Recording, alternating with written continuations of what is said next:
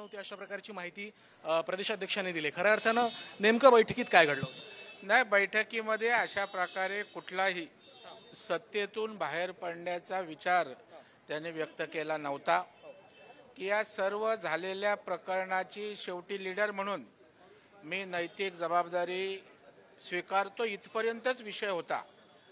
आणि त्या ठिकाणी एक नैतिकता म्हणून नेतृत्वानं असं करणं हे समजू शकत होतो, परंतु त्या ठिकाणी सत्तेच्या बाहेर राहून मी त्या ठिकाणी काम करतो याला कोर कमिटी असेल, भारतीय जनता पार्टी असेल, याची सहमती त्या ठिकाणी नव्हती।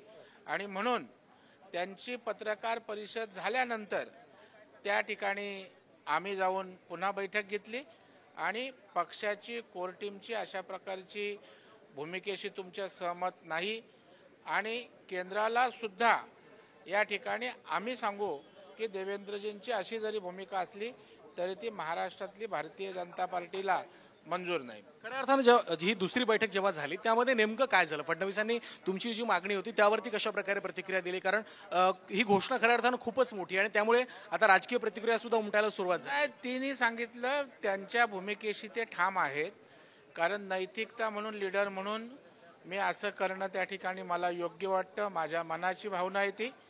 तुमचा निर्णय तुम्ही त्या ठिकाणी जो असेल त्याच्याविषयी मला काही म्हणायचं नाही, परंतु त्यांच्या भूमिकेवर ते ठाम होते। शेवटचा प्रश्न, विरोधकांकडून असं म्हटलं जातंय की खऱ्या अर्थाने या सगळ्या निकालावरून भाजपच्या महाराष्ट्र नेतृत्वावरती कारवाई होणारच होती, त्यामुळे त्यापूर्वीच कारवाई होण्यापूर्वीच अशा प्रकारचं विधान करण्यात नेतृत्व हे सर्वमान्य आहे। अशा प्रकारे कोण बोलतं तुम्हाला मला माहीत नाही, परंतु अशा प्रकारचं कुठेही होणार नव्हतं। एक मॉरली त्यांनी ती जबाबदारी स्वीकारून हे केलेलं। खूप खूप धन्यवाद। हे होते प्रवीण दरेकर ज्यांनी सांगितलं की पक्षानं मॉरल जबाबदारी घेत ह्या सगळ्या प्रकरणामध्ये आपली भूमिका मांडली, त्यामुळे आता नेमकं काय घडतं हे पाहणं महत्त्वाचं असणार आहे।